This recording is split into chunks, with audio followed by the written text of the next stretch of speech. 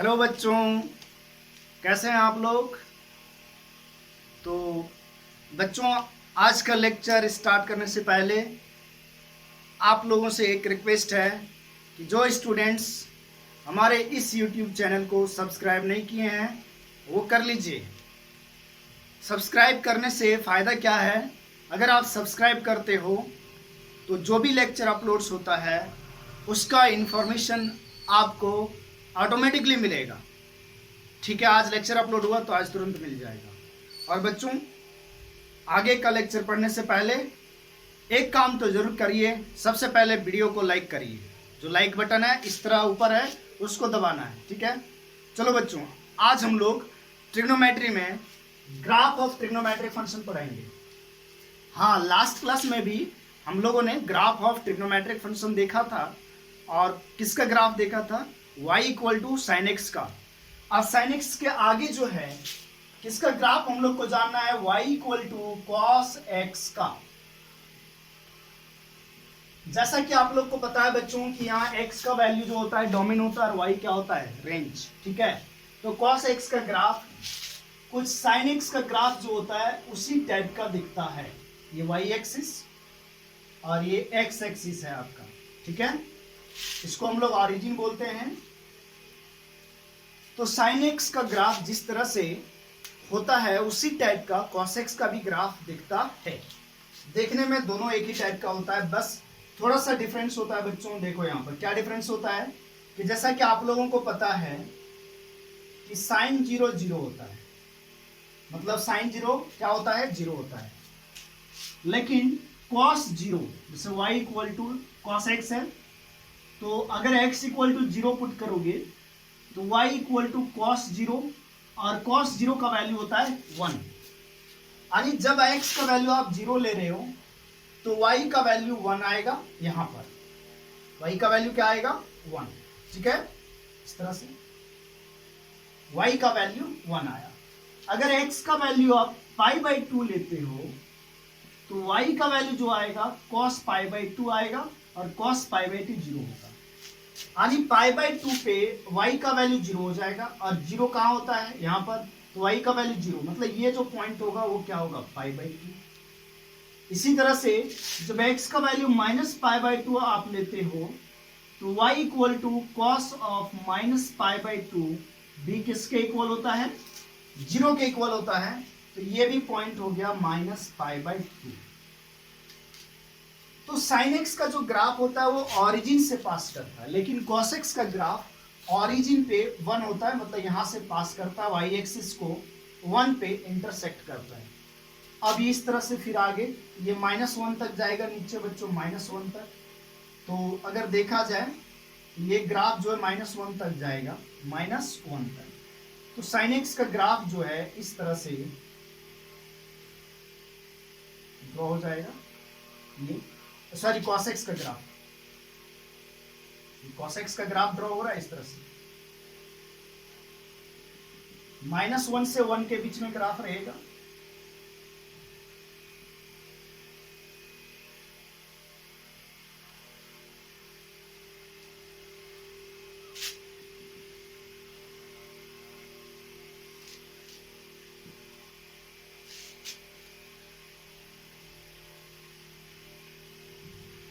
इस तरह का ग्राफ जाता है बच्चों। तो π/2, फिर ये जो क्रॉस करेगा x एक्सिस को 3π/2, फिर कहां क्रॉस करेगा? 5π/2 पे। कहने का मतलब क्या होता है कि cos का वैल्यू π/2, 3π/2 और 5π/2 पे सभी पे क्या होता है? 0 होता है। इसी तरह से -π/2, -3π/2 पे 0 होगा। लेकिन cos x का वैल्यू जो है 0 पे 1 हुआ, तो पाई पे -1। पाई पे देखो, पाई है ना, ये पाई पे जो cos x का ग्राफ है, जो cos x का ग्राफ है वो देख सकते हो, यहाँ पर है पाई पे। तो पाई पे y का जो वैल्यू आ रहा है वो -1 आ रहा है। इसी तरह से 2 पाई पे जो y का वैल्यू आ रहा है वो +1 आ रहा है। तो इस तरह से ग्राफ ये ड्रॉ हो जाता है बच्चों। तो cos x का जो ग्राफ होता है वो एकदम समुद्र की लहरें की तरह होता है, इस तरह से जाता है। बस आपको पता होना चाहिए ना, एक इंटरवल में ग्राफ कैसा बनता है वो पता होना चाहिए। जैसे देखो -π/2 से 3π/2 तक ग्राफ ऐसे, तो यही चीज फिर से रिपीट हुआ है, फिर यही चीज रिपीट होगा आगे। यानी कि कहने का मतलब ये हुआ कि sin x का जो ग्राफ था वो भी इसी तरह से दिखता था, लेकिन sin x का जो ग्राफ है वो x एक्सिस को 0 ±π ±2π ±3π ±4π इन सभी पॉइंट पे x एक्सिस को कट करता था। लेकिन जो cos x का ग्राफ है वो आप देख सकते हो x एक्सिस को ±π/2 यानी यहाँ माइनस ये प्लस, फिर -+3π/2 पे ग्राफ x एक्सिस को कट करते जा रही है ना। तो ये cos x का ग्राफ हो गया। अब इसमें से हम लोग कुछ इंफॉर्मेशन अगर लिया जाए तो बच्चों यहां से हम लोग को एक चीज दिख रहा है कि cos x जो फंक्शन है इसका डोमेन मतलब x का वैल्यू, डोमेन हम लोग कहां पर देखते हैं बच्चों, x एक्सिस में जो ग्राफ का एक्सपेंशन है वो कहां से कहां तक है, वही चीज हमारा डोमेन होता है। तो x एक्सिस में जो ग्राफ का एक्सपेंशन है वो -∞ से लेकर के +∞ तक है, यानी डोमेन जो हो जाएगा, डोमेन क्या होता है x का वैल्यू, तो x बिलोंग्स टू जो होगा वो -∞ से +∞ हो जाएगा बच्चों। और -∞ से +∞ को हम लोग कैपिटल R से भी दिखाते हैं। अब बात आता है रेंज कि cos x का रेंज क्या होगा। रेंज का मतलब ग्राफ जो है y एक्सिस में कहां से कहां तक है। रेंज क्या होता है, अगर ग्राफ से हम लोग देखें तो expansion of graph on y axis, graph का एक्सपेंशन y एक्सिस में कहां से कहां तक है वही हमारा रेंज होता है। तो cos x का जो ग्राफ है वो y एक्सिस में -1 से लेकर के +1 तक है। तो हमारा जो रेंज हो जाएगा, range of cos x function is from -1 to +1, -1 to +1। मतलब cos x का बच्चों कभी अगर वैल्यू आएगा तो 1 से ग्रेटर आ नहीं सकता है और -1 से स्मॉलर नहीं आ सकता है। The value of cos x is always in between -1 to 1 and the maximum value of cos x is 1 and the minimum value of cos x is -1. You can write maximum value of cos x, maximum value of cos x is equal to +1 and minimum value of cos x is -1. So dear students, you should know that the maximum value of cos x is 1. That means the value of cos x cannot be greater than 1. The value of cos x cannot be greater than 1 or cannot be smaller than -1. If anywhere is written that cos x equal to 3, that means that is wrong. Okay? तो cos x का maximum value 1 और minimum value कितना होता है, -1 होता है। बच्चों cos x एक पीरियोडिक फंक्शन है, जितना भी ट्रिग्नोमेट्रिक फंक्शन है सभी पीरियोडिक फंक्शन है। पीरियोडिक फंक्शन के बारे में डिटेल जानकारी आपको कहां मिलेगा, फंक्शन चैप्टर में मिलेगा। थोड़ा सा मैं यहां बता दे रहा हूं कि पीरियोडिक फंक्शन का मतलब होता है बच्चों जो एक फिक्स टाइम इंटरवल में अपने वैल्यू को रिपीट करता है। अगर हम लोग ग्राफ की बात करें तो पीरियोडिक फंक्शन का मतलब होता है जो एक फिक्स टाइम इंटरवल में सेम टाइप का ग्राफ दिखे। जैसे अगर हम लोग देखें कि -π/2 से 3π/2 तक में जो ग्राफ है, जो पैटर्न है ग्राफ का वो फिर से 3π/2 से लेकर के 7π/2 के बीच में दिख रहा है। और फिर इधर से फिर इस टाइप का देखो, ये स्लॉट ये स्लॉट ये स्लॉट दिख रहा है। मतलब एक फिक्स टाइम इंटरवल में अगर ग्राफ का पैटर्न, ग्राफ का जो चेहरा है वो बार बार रिपीट करे, वैसे फंक्शन को हम लोग पीरियोडिक फंक्शन बोलते हैं। और वो जो टाइम इंटरवल होता है उसको फंडामेंटल पीरियड बोलते हैं। तो पीरियड कितना हो जाएगा, पीरियड हो जाएगा cos x का 2π। पीरियड कितना होता है, 2π। ओके बच्चों, एक चीज और जान सकते हो कि cos x का जो ग्राफ है देखो कहीं पर टूटा हुआ नहीं है, एकदम लगातार चलते जा रहा है। cosx का जो ग्राफ है वो कहीं पर टूटा हुआ नहीं है। और अगर ऐसा फंक्शन जिसका ग्राफ कहीं पर भी टूटा नहीं हो, वैसे फंक्शन को हम लोग कंटिन्यूअस फंक्शन बोलते हैं। सब चीजें आगे इंफॉर्मेशन मिलते रहेगा, बस अभी तुम ध्यान में रखना ये सब चीजें, ये सभी चीजें डिटेल में पढ़ना है। तो डियर स्टूडेंट्स, फाइनली आपको क्या याद रखना है कि cos x का ग्राफ, और एक चीज और याद रखना है कि cos x का ग्राफ जो है x एक्सिस को π/2, 3π/2, 5π/2, -π/2, -3π/2, -5π/2, -7π/2 पे इंटरसेक्ट करता है। मतलब cos x का वैल्यू π/2, 3π/2, 5π/2 वगैरह पर 0 होगा। ठीक है, तो ये इंफॉर्मेशन रहा आपका cos x के बारे में। तो डियर स्टूडेंट्स, आप इसको नोट कर लीजिए। ठीक है, नोट करिए, फिर मैं इसको साफ कर देता हूं। चलिए ठीक, वीडियो को पॉज करके नोट कर लेना।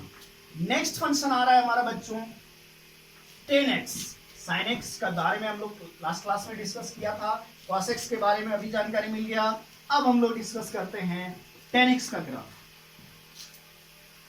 y equal to tan x।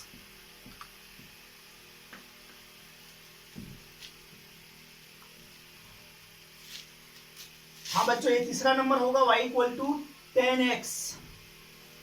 चलो, आप लोग को कुछ इंफॉर्मेशन तो पता होगा कि tan 0 होता है 0, tan 45 डिग्री होता है 1, tan 30 डिग्री होता है 1/√3, tan 45 डिग्री होता है 1 हो गया, लिख हो गया, 60 डिग्री होता है √3। tan 90 डिग्री क्या होता है? 90 डिग्री, 90 मतलब π/2। तो आप लोग बोलते हैं ना कि नॉट डिफाइंड, नॉट डिफाइंड। और नॉट डिफाइंड का मतलब आप लोग क्या जानते हो? इन्फिनिटी लिखा रहता है। तो अगर हम tan x की ग्राफ बनाएं तो हो क्या रहा है कि 0 पे tan डिफाइंड है, 30 डिग्री पे डिफाइंड है, 45 डिग्री पे डिफाइंड है, 60 डिग्री पे डिफाइंड है, लेकिन 90 डिग्री पे डिफाइंड नहीं है। तो ग्राफ जो है ना वो टूट जाएगा। कहां टूट जाएगा? 90 डिग्री पे। जैसे देखा होगा कि sin x और cos x का ग्राफ कहीं नहीं टूटा, लेकिन बच्चों tan x का ग्राफ जो है ना टूट जाएगा। कहां पर? π/2 पे। लेकिन केवल π/2 पे ग्राफ नहीं टूटेगा, ऑड मल्टीपल ऑफ π/2 पे tan x का ग्राफ जो है वो टूट जाएगा। ऑड इंटू π/2 पे, एट ऑड इंटू π/2 पे tan x का ग्राफ टूट जाएगा। क्या हो जाएगा बच्चों? टूट जाएगा। ऑड मल्टीपल ऑफ π/2 पॉइंट पे, यानी जब x का वैल्यू ऑड इंटू π/2 हो तो ग्राफ जो है tan x का वो टूट जाएगा बच्चों। समझे कि नहीं? तो अब ग्राफ भी किस तरह से बनेगा चलिए देखते हैं। सबसे पहले tan x का फोटो देखते हैं कैसा बनने वाला है। तो डियर बच्चों, प्यारे बच्चों, देखो y equal to y axis ये बनता है और ये x एक्सिस बनता है बच्चों। देखो बच्चों, फाइनली हम लोग को ग्राफ एकदम डायरेक्ट याद होना चाहिए। ठीक है, ये हो गया अपना ओरिजिन। बच्चों, अगर tan x का ग्राफ बनाना है तो आप एक काम करो, कॉलम बना लो इस टाइप से, डॉटेड लाइन से। डॉटेड लाइन एक फिक्स्ड विड्थ का इस तरह से कॉलम बनाओ, इक्वल विड्थ का कॉलम बनाओ। सबसे पहला काम यही करोगे जब भी tan x का आपको ग्राफ बनाने दिया जाए। सीखना मैं कैसे बना रहा हूं।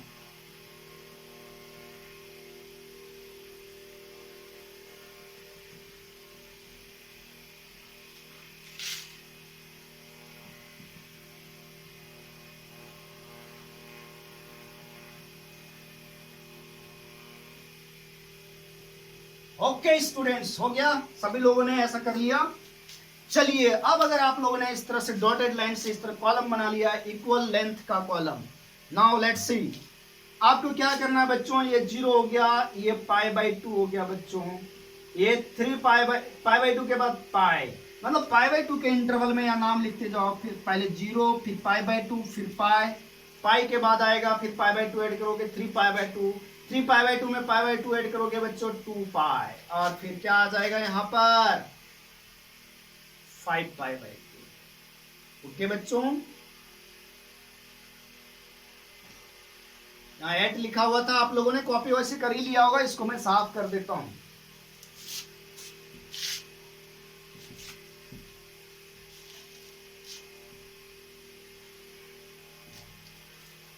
अब देखो स्टूडेंट्स, इधर प्लस में तो इधर माइनस में, -π/2 -π -3π/2, आगे क्या होगा -2π होगा।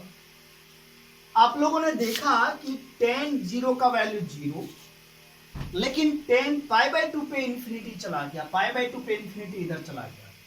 वैसे tan π/2 जो होता है डियर बच्चों, वो नॉट डिफाइंड होता है, मतलब टेंस करता है इंफिनिटी को। टेंस करने का मतलब हुआ, टेंस करने का क्या मतलब हुआ कि tan π/2 एक बहुत बड़ा वैल्यू देता है।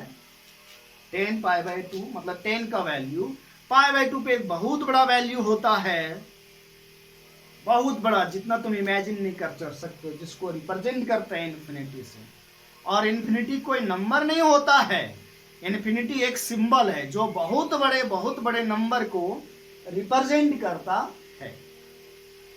यानी tan π/2, tan का जो ग्राफ होगा वो π/2 पे टूट जाएगा, लेकिन कहाँ होगा, लगभग π/2 से पहले वैल्यू होगा, ठीक है। अच्छा, tan π/4 1 होता है, तो π/4 जैसे मान लो यहाँ π/4 बीच में होगा, तो 1 मान लेते हैं, यहाँ होगा, इधर यहाँ वैल्यू आएगा। तो tan x का जो ग्राफ है ना, वो देखो, ये पॉइंट को अगर मिलाओगे तो कुछ इस तरह से मिलेगा। अब सीधा नहीं मिला देना है, थोड़ा सा टेढ़ा करना है, ध्यान रखना है डॉटेड लाइन को π/2 पे ग्राफ टच नहीं करना चाहिए, इस तरह से आएगा, धीरे धीरे इधर हटते जाएगा और हटते जाएगा और फाइनली इस तरह से ग्राफ आएगा, इस तरह से ये टर्न करेगा, और ये फिर जो है इधर इस शेप में आ जाएगा, इधर, लेकिन डॉटेड लाइन को टच नहीं कराना है। tan x का जो ग्राफ होगा बच्चों, वो x एक्सिस को 0 π 2π पे इंटरसेक्ट करेगा। अब ये जो पैटर्न है ना ग्राफ का, इसको रिपीट करते चलो, इस तरह से यहाँ यही वाला ग्राफ यहाँ बनेगा, फिर यही वाला, फिर यहाँ बनेगा, तो क्या होगा 3π/2 पे फिर प्लस इंफिनिटी ऊपर, फिर ऐसे आया नीचे, फिर ऐसे चला आया। तो आप देख रहे हो ग्राफ जो है π/2 पे टूट गया, फिर यहां से ऐसे चलेगा बच्चों, इसी तरह से इधर भी रिपीट करेगा, यहां खत्म तो यहां से स्टार्ट। ये tan x का ग्राफ हो गया। तो अगर हम लोग इंपॉर्टेंट पॉइंट की बात करें tan x के ग्राफ में, तो सबसे पहली बात डोमेन मतलब x का वैल्यू, और x का वैल्यू हम लोग कहाँ देखते हैं, x एक्सिस में देखते हैं। देखो बच्चों, पूरे x एक्सिस में तो ग्राफ बना हुआ है, पूरे x एक्सिस में ग्राफ बना हुआ है भाइयों, लेकिन प्रॉब्लम यहाँ पर ये है कि -3π/2 -π/2 π/2 3π/2 पे यहाँ देख रहे हो कि ग्राफ जो है ना वो टूट गया है, सटा हुआ नहीं है। देखो ये यहाँ पर तो यहाँ से स्टार्ट हुआ, तो कहने का मतलब डोमेन में तो सारा -इंफिनिटी से +इंफिनिटी आएगा, लेकिन ये जो ग्रुप है π/2 वाला और मल्टीपल ऑफ π/2, उस ग्रुप में tan x डिफाइंड नहीं है, तो डोमेन में वो माइनस हो जाएगा। तो ऐसे लिखे डोमेन में x बिलोंग्स टू -इंफिनिटी से +इंफिनिटी -2n + 1 इंटू π/2। इसका मतलब ऑड हो गया, आपको एक दिन समझाया था, आप लोग जानते हो कि ऑड मल्टीपल ऑफ π/2 पे फंक्शन का ग्राफ है ही नहीं, तो डोमेन में वो चीज माइनस हो जाएगा, डोमेन में वो चीज माइनस हो जाएगा भाइयों। अगर रेंज की बात करें तो रेंज हम लोग देखेंगे y एक्सिस में, और रेंज मतलब y का वैल्यू जो है बच्चों, देखो अगर y एक्सिस में तो ग्राफ एकदम नीचे से लेकर के ऊपर तक गया है, और नीचे से ऊपर तक में कहीं भी ग्राफ टूटा हुआ नहीं है, नीचे से ऊपर तक में ग्राफ कहीं भी अगर टूटा हुआ नहीं है, तो हम बोलेंगे रेंज होगा इसका -इंफिनिटी से +इंफिनिटी। यानी बच्चों आप लोगों ने एक चीज देखा कि sin x का जो मैक्सिमम वैल्यू है वो 1 है, cos x का भी मैक्सिमम वैल्यू 1 है, लेकिन 10x जो है ना, इसका मैक्सिमम वैल्यू इन्फिनिटी है। मतलब 10x का वैल्यू बहुत बड़ा भी हो सकता है और बहुत छोटा भी हो सकता है। क्यों? 10x का रेंज जो है, रेंज मतलब होता है बच्चों आउटपुट। तो 10x का ग्राफ जो है ना माइनस इंफिनिटी से प्लस इंफिनिटी तक है। यानी कहने का मतलब 10x का वैल्यू कुछ भी हो सकता है। चलिए, 10x भी एक पीरियोडिक फंक्शन है। 10x भी एक ऐसा फंक्शन है, पीरियोडिक फंक्शन है, जिसका पीरियड होगा, पीरियड क्या होगा, देखो ये वाला पैटर्न बार बार रिपीट कर रहा है, तो ये यहां से यहां तक का जो लेंथ है वो पाई है। तो बच्चों 10x का पीरियड पाई, इस बात को आप लोग याद रखेंगे। 10x का ग्राफ जो है ना माइनस π/2, π/2, 3π/2 और 5π/2 पे टूट गया है। इसका मतलब 10x जो होगा वो कंटिन्यूअस नहीं होगा, कहां पर, ऑड मल्टीपल ऑफ π/2 पे। तो इस बात को भी आप लिख सकते हो कि 10x y equal to 10x is discontinuous. Continuous का उल्टा होता है डिसकंटिन्यूअस। कंटिन्यूअस का उल्टा क्या होता है बच्चों? डिसकंटिन्यूअस होता है। तो 10x जो है ना डिसकंटिन्यूअस होगा at x equal to plus minus π/2, plus minus 3π/2 और plus minus 5π/2 and so on. इसी तरह से odd number of multiple of π/2 पे 10x का ग्राफ टूट जा रहा है। इसलिए 10x जो है बच्चों plus minus π/2, plus minus 3π/2, plus minus 5π/2, plus minus 7π/2, ये सारे पॉइंट्स पे डिसकंटिन्यूअस होगा। चलिए, तो ये 10x का ग्राफ हुआ बच्चों। सबसे पहली बात है आप राइट डाउन कर लो, ये सारे इंफॉर्मेशन आपको पता होना चाहिए, ठीक है। अगर आपको ग्राफ पता रहता है तो बहुत काम देगा आपको, ठीक है। बहुत सारे क्वेश्चन डायरेक्ट ग्राफ से होते हैं। कुछ स्टूडेंट्स कैलकुलस में पूछेंगे कि ग्राफ कैसे ड्रॉ करें सर, हम इस फंक्शन का ग्राफ नहीं जानते हैं। तो बच्चों एक एक करके जितने भी स्टैंडर्ड फंक्शन है वो सारे स्टैंडर्ड फंक्शन को के ग्राफ को धीरे धीरे याद करिए, ठीक है, याद करने का कोशिश कीजिए। चलिए नेक्स्ट में हम लोग चलते हैं 10x। 10x का ग्राफ भी जो है ना इसी तरह से होगा जैसे, अच्छा 10x का ग्राफ बता दिया। cot x का ग्राफ भी बच्चों इसी टाइप का होगा जैसा 10x का ग्राफ है। जिस तरह 10x का ग्राफ दिख रहा है उसी तरह से किसका ग्राफ दिखेगा, cot x का। एकदम जो तरीका हमने 10x के ग्राफ में ड्रॉ करने के लिए लगाया बच्चों, वही तरीका cot x के ग्राफ में ड्रॉ करने के लिए लगाएंगे। चलिए देखते हैं तरीका क्या है। y equal to cot x, fourth number y equal to cot x। ये लेक्चर 11th और 12th दोनों बच्चों के लिए इंपॉर्टेंट है, ठीक है। y equal to cot x। चलिए सबसे पहले बना लीजिए y एक्सिस और फिर x एक्सिस ड्रॉ कीजिए। कर लिया। जैसा 10x में आप डॉटेड लाइन से वर्टिकल लाइन ड्रॉ किए थे इक्वल दूरी पर, उसी तरह से इसमें भी ड्रॉ करेंगे। स्टार्ट हो जाते हैं। एक डॉटेड लाइन बच्चों, ये dotted line, dotted line draw हो रहा है। सभी लोग मेरे साथ डॉटेड लाइन ड्रॉ कीजिए। इस टाइप का इक्वल लेंथ में मेरे साथ काम करते रहिए अभी। चलिए चलिए चलिए स्टार्ट हो जाओ बच्चों, जो स्टार्ट अभी तक नहीं हुआ है स्टार्ट हो जाओ। ड्रॉ करो जल्दी जल्दी। डॉटेड लाइन से कॉलम बनाओ, इस तरह से बनाओ दोनों साइड बनाओ। एक्स एक्सिस पे वाई एक्सिस के दोनों साइड बनाओ। तो बच्चों इस तरह से आपका भी बन गया होगा जैसा मेरा बनते हुए दिख रहा है ना। डॉटेड लाइन से इक्वल लाइन पे वर्टिकल लाइन ड्रॉ करो। देखो बच्चों बन गया इस तरह से। अगेन वही काम करना है। 0 π/2 पाई, फिर 3π/2, फिर क्या आएगा 2π, फिर क्या आएगा 5π/2, फिर क्या आएगा 3π। इधर माइनस में माइनस π/2 माइनस 3π/2, कोई दिक्कत नहीं है। इनफाइनाइट तो इस तरह ड्रॉ कर सकते हो। बच्चों आप लोग को पता है cot 0 इंफिनिटी होता है, लेकिन cot π/2 क्या होता है, 0 होता है। मतलब cot का ग्राफ जो है cot 0 इंफिनिटी मतलब ऊपर, और π/2 पे cot का वैल्यू 0 हो जा रहा है। अब cot का ग्राफ जो आएगा इस तरह से आएगा बच्चों, इस तरह से धीरे धीरे ये यहां से हटता जाएगा और ये टर्न करेगा इस तरह से। मतलब क्वाड एक्स का ग्राफ थोड़ा सा एस जैसा दिखता है। अगर इतना मिटा दें, एस जैसा ग्राफ, ये वाला क्वाड एक्स का ग्राफ इस तरह से। अब यही चीज रिपीट करेगा बार बार। यहां से ऐसे खत्म हुआ तो फिर यहां से स्टार्ट हुआ।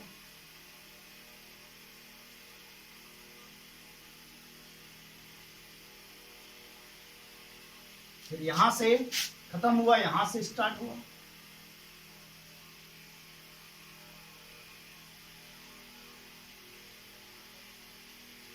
फिर बच्चों यहां भी देखो, यहां से स्टार्ट होगा।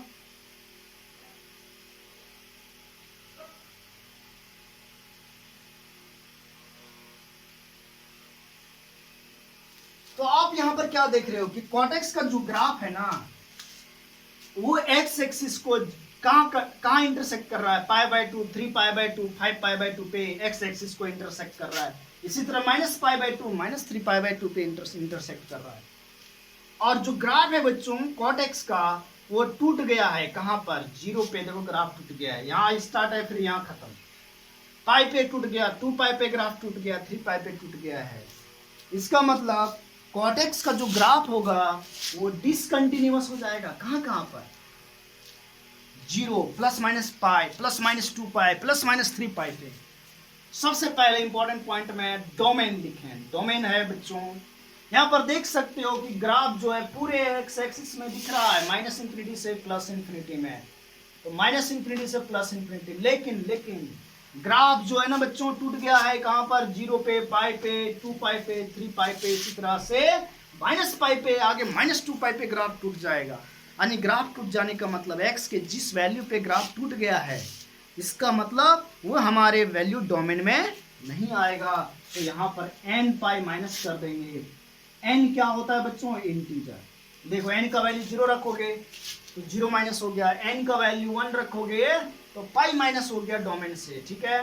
दूसरी बात, रेंज जो है यहां पर देख रहे होंगे आप लोग बच्चों, रेंज क्या होता है? आउटपुट। और रेंज के लिए हम लोग ग्राफ में कहां देखते हैं? वाई एक्सिस में एक्सपेंशन ऑफ ग्राफ। तो -∞ से +∞ तक गया है किसका ग्राफ? कॉडेक्स का ग्राफ -∞ से +∞ तक गया है, +∞ तक गया है। तो रेंज होगा -∞ से +∞। इसी तरह से बच्चों कॉटेक्स का वैल्यू कुछ भी हो सकता है। 1 हो सकता है, कॉटेक्स बराबर 1 सही है, कॉटेक्स इक्वल टू 3 सही है, cot x equal to 5, all are correct, no problem. यानी कॉटेक्स और tan x फंक्शन ऐसा है जिसका वैल्यू कुछ भी आ सकता है, any real number. But sin x और cos x का वैल्यू जो है वो बाउंडेड है, -1 से लेकर के +1 तक। इस बात को बार बार मैं रिपीट कर रहा हूं और आपको याद कर लेना है मेरे साथ में। ठीक है। तो बच्चों ये cot x के बारे में हो गया। अब हम लोग डिस्कस करते हैं cos x और sec x के बारे में। नेक्स्ट ग्राफ हम बनाते हैं बच्चों sec x का। sec x का ग्राफ बनाना बहुत ही आसान है। sec x का ग्राफ बनाना बहुत ही सिंपल है बच्चों। चलिए अब मैं दोनों ग्राफ डिस्कस करता हूं एक साथ। इस बोर्ड पे दोनों ग्राफ डिस्कस कर लेते हैं एक साथ। बच्चों cos x और sec x का ग्राफ उतना ज्यादा इंपॉर्टेंट नहीं होता है। ज्यादातर मैक्सिमम क्वेश्चन आते हैं कौन कौन से? ये जो अभी 4 ग्राफ हम लोगों ने देखा अभी तक, sec x और cos x का ग्राफ। देखो बच्चों sec x और cos x का ग्राफ बनाना है तो बहुत ही सिंपल है। y एक्सिस, ये रहा आपका x axis, this is origin. ठीक है।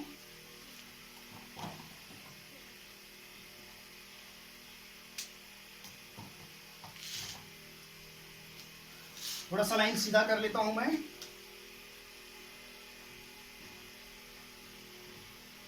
क्या बच्चों आप लोग cos x का ग्राफ जानते हो? बोलोगे हाँ सर। क्या अभी नहीं ड्रॉ किया cos x का ग्राफ?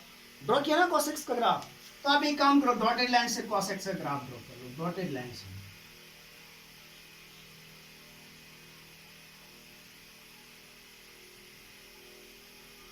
डॉटेड लाइन से cos x का ग्राफ ड्रॉ कर लिया। अब बताओ sec x क्या होता है? cos का उल्टा। तो ये जो कटोरा है ना इसको उल्टा कर दो।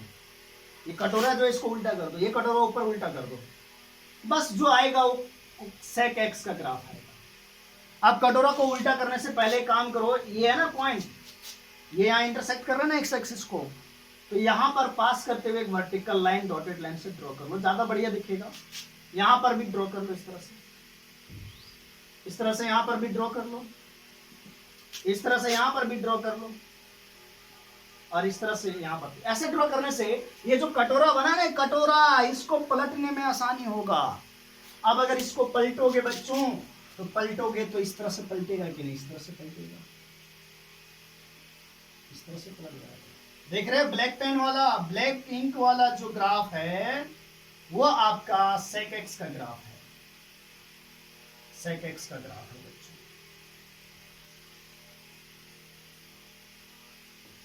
और ये जो वैल्यू होता है नीचे 1 होता है, और ये मिनिमम इधर -1, ये -1 से नीचे ग्राफ बनेगा और +1 से ऊपर ग्राफ बनेगा।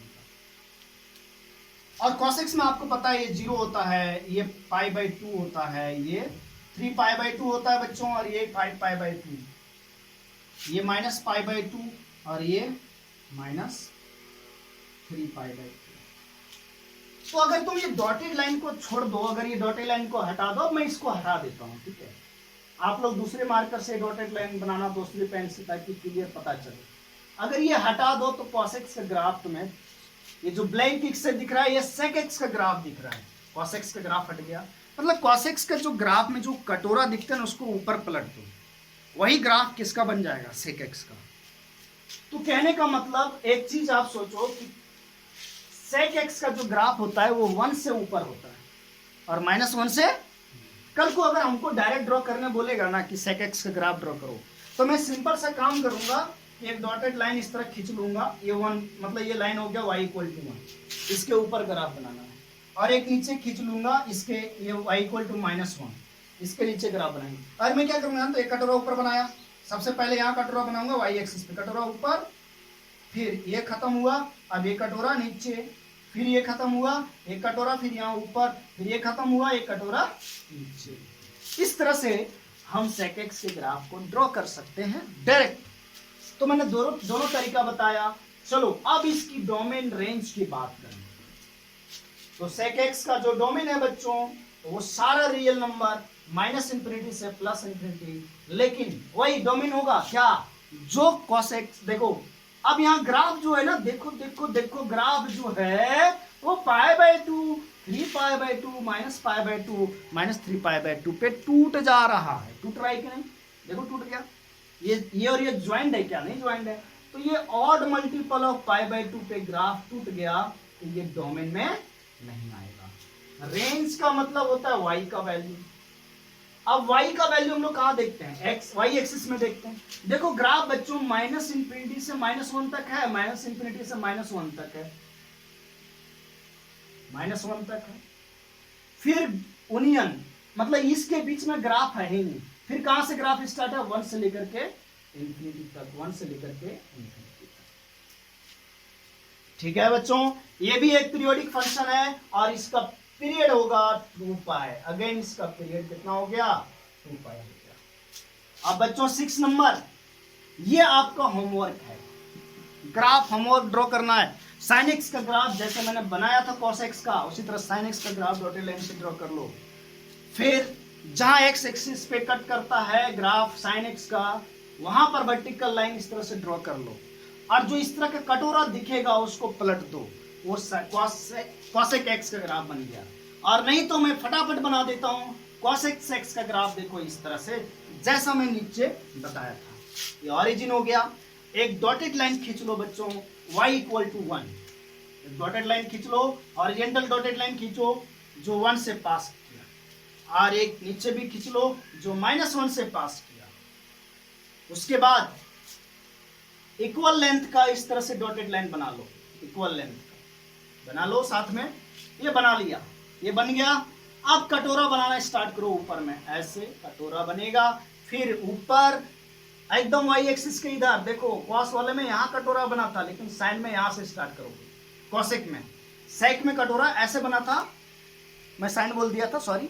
cosec में कटोरा देखो y एक्सिस को क्रॉस किया था, लेकिन सेक में जो कटोरा है वो वाई एक्सिस को क्रॉस किया है, लेकिन जो कॉसेक में कटोरा है वो वाई एक्सिस के राइट साइड में है इस तरह से, और ये बार बार इस तरह से रिपीट होते जाएगा। ये फिर यहाँ खत्म हुआ, फिर कटोरा यहाँ बना, फिर एक कटोरा इसके ऊपर में बना इस तरह से, फिर ये खत्म हुआ यहाँ और स्टार्ट यहाँ होगा। आप लोग को पता है ये 0 होता है, ये पाई होता है, ये 2 पाई होता है, यहाँ 3 पाई होता है, इधर क्या होगा बच्चों माइनस पाई माइनस 2 पाई। तो ये कॉसेक एक्स का भी ग्राफ बन गया। और अगर कॉसेक एक्स की डोमेन की बात करें तो ग्राफ तो पूरा रियल नंबर में है, पूरा एक्स एक्सिस में है, लेकिन जो ग्राफ है वो 0 पाई 2 पाई 3 पाई माइनस 2 पाई ये सभी पे ग्राफ टूट गया है।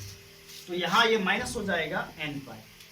रेंज जो है वही होगा जो सेक एक्स का था, क्योंकि ग्राफ जो है 1 से ऊपर है और -1 से नीचे, ये -1 पॉइंट हुआ, तो ग्राफ रेंज होगा माइनस इंफिनिटी से -1 ओनियन 1 से इंफिनिटी। ओके बच्चों, तो ये पूरा ट्रिग्नोमेट्रिक फंक्शन का ग्राफ के बारे में डिस्कस कर लिया।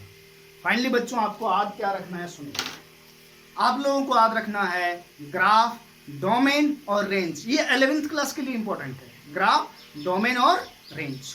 एक काम करते हैं, हम लोग एक टेबल फॉर्म करते हैं पूरे ट्रिग्नोमेट्रिक फंक्शन का, जिसका डोमेन और रेंज एक साथ लिख लेते हैं। चलिए टेबल फॉर्म करिए।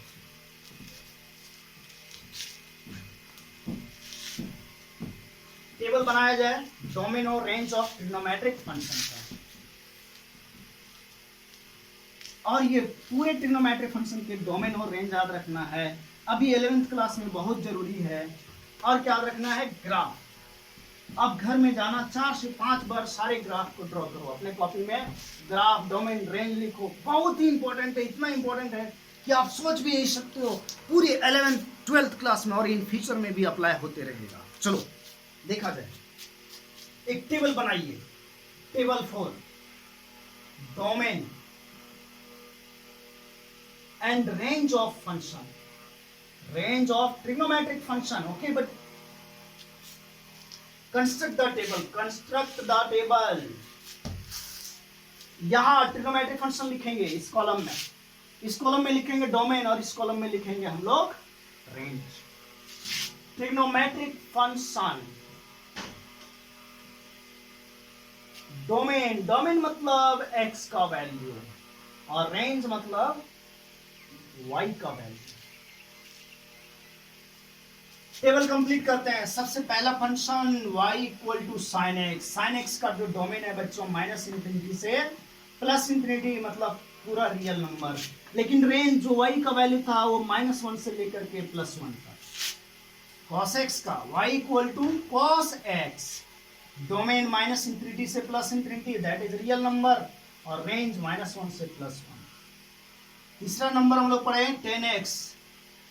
10x का जो डोमेन था वो ऑल रियल नंबर, मतलब -इंफिनिटी से +इंफिनिटी, लेकिन 2n+1 इंटू π/2 पे, यानी π/2 पे डिफाइंड नहीं था, और n इंटीजर होता है। रेंज की बात करें तो पूरा रियल नंबर -इंफिनिटी से +infinity, y equal to cot x, all real number -n/, n belongs to integer, and जो रेंज आया था -इंफिनिटी से +इंफिनिटी। सब समझा चुका हूं कैसे आया है। y equal to sec x, domain is all real number -2n+1 into π/2 पे डिफाइन नहीं होता है, तो इसका रेंज जो है -इंफिनिटी से -1, ओनियन 1 से इंफिनिटी था। 6 में y equal to cosec x, domain all real number minus कितना n/, और n यहाँ पर इंटीजर है, रेंज जो है -इंफिनिटी से -1, ओनियन 1 से इंफिनिटी। आप ऐसे भी याद कर सकते हो कि sin x और cos x का डोमेन और रेंज सेम होता है। याद हो गया, डोमेन ऑल रियल नंबर और रेंज -1 से 1। देखो बच्चों 10x और cot x का रेंज इक्वल है, और इसी तरह से sec x और cos x का रेंज इक्वल है। यानी इंपॉर्टेंट बात क्या है, वेरी इंपॉर्टेंट, कि sin x का जो वैल्यू होगा वो -1 से लेकर के +1 तक ही होगा, पहली इंपॉर्टेंट बात। cos x का जो वैल्यू होगा वो -1 से लेकर के +1 तक। थर्ड इंपॉर्टेंट बात, sec x जो होगा वो ग्रेटर देन इक्वल टू 1 होगा, या तो लेस देन इक्वल टू -1 होगा, और cosec x भी जो है वैल्यू 1 से बड़ा होगा या तो cosec x का वैल्यू -1 से छोटा होगा। ये भी इंपॉर्टेंट बात है। बोलोगे 10x आपने क्यों नहीं लिखा गुरुजी? 10x हमने इसलिए नहीं लिखा कि 10x तो कुछ भी वैल्यू दे सकता है, -∞ से +∞ के बीच में। तो ओके बच्चों, बहुत इंपॉर्टेंट क्लास है आज का, बहुत इंपॉर्टेंट क्लास था ये। इसको बार बार देखिए और समझिए इस लेक्चर्स को, ठीक है? क्योंकि नेक्स्ट लेक्चर में इसी का कॉन्सेप्ट का अप्लाई करने वाला हूँ। नेक्स्ट लेक्चर में ट्रिग्नोमेट्री में आप लोग को सिखाएंगे मैक्सिमम और मिनिमम वैल्यू ऑफ रेंज, मतलब ट्रिग्नोमेट्रिक फंक्शन। नेक्स्ट क्लास में क्या पढ़ने वाले हैं? मैक्सिमम और minimum value of trigonometric functions, तो जो कि बहुत ही इंपॉर्टेंट है कंपटीशन के व्यू से भी और बोर्ड के व्यू से भी। चलो बच्चों, थैंक यू।